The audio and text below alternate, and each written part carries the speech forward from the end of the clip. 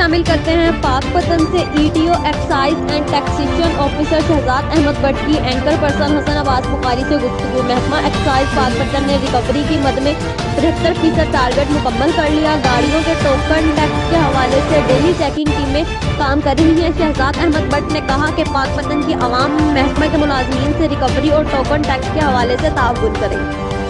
ای T O excise پاک پتن Shahzad Ahmed but صاحب، ان سے جانتے ہیں کہ ریکوری کے حوالے سے کیا ان کی کارکردگی ہے اور گاڑیوں کے حوالے سے کیا مہم چل رہی ہے۔ جی سر۔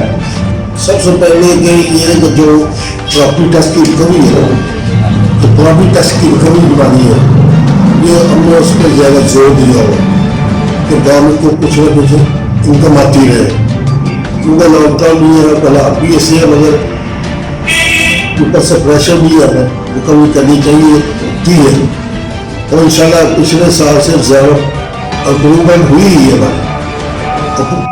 بہت زیادہ کر دی ہمیں تو بچوں کو۔ اس وقت کتنے فیصد ریکوری ہوگی آپ کی؟ یہ کم از کم 75% جو نکل گئی ہے پورے سال کی، یہ 4-5 میں لگے گا، 5 میں لگے گا۔ تو گاڑیوں کا جو سلسلہ ہے وہ پکڑ دکڑ ہم نے کی ہے شروع گاڑیوں کی، اس میں بھی انشاءاللہ وہ بھی ہماری کافی حد تک امپرومنٹ ہے، تو آگے مزید ہم کام کر رہے ہیں بچے سڑکوں کو، انشاءاللہ وہ بھی کبھی کا جو نا کارگرام وہ بھی ٹھیک کر لیں گے انشاءاللہ۔ عوام کو کیا میسج دینا چاہیں گے پاک پتن؟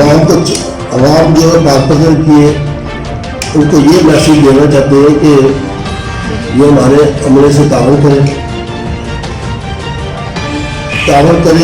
گورنمنٹ کا بھی جو مسئلہ ہے ریکوری کا وہ بھی ساتھ ساتھ چلتا رہے گا، تعاون سے ہی سب کچھ ملک ہمارا ترقی بھی کرے گا، اور انشاءاللہ یہ ریکوری مزید اچھی ہوتی جائے گی۔